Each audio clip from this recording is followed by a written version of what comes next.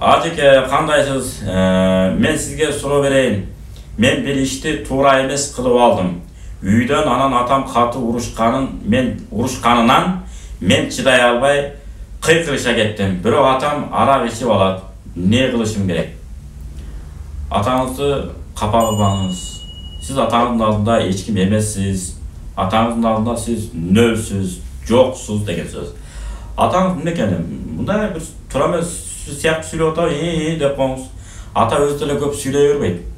Баягы этияттайт өзү. Кандай эле ата билбейм, акылы 101 же 99 болуп бирден ашыкча сүйлөп албаса, ата өтө этияттайт. Чоңоюп калган балдарын аяк мамиле кылат. Себеби өзү дагы ошол кезде биздей болуп жүргөн да жаш кезинде.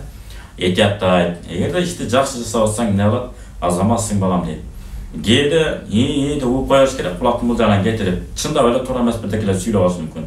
Ооба деп. Себеби биз бала кезде канчалаган туура эмес нерселерди кылганбыз, туура эмес сөздөрдү сүйлөгөнбүз, туура эмес нерселерге, кыйын болгон нерселерге буйрук бергенбиз.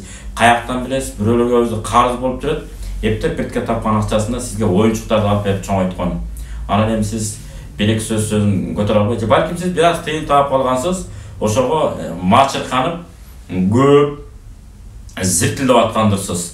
Ошон үчүн көп ушундай болот адам. Илимге же болбосо бир байлыкка бир аз жөндөмү ыңгайы келип, акча таба баштаганда же болбосо жанагы даражасы көтөрүлүп баштаса, зиртилдей баштаган адамдын табигый көрүнүшү бар.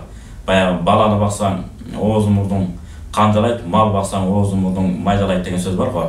Ошол сыяктуу ата энеге эч качан жана өзгөчө аталарга туура эмес мамиле кылып, туура эмес бир көз карашта мамиле кылып алып туруп көңүлүн калтырып алгандан этият болушубуз керек. Кандай болгондо ата эненин батасын гана алышыбыз керек.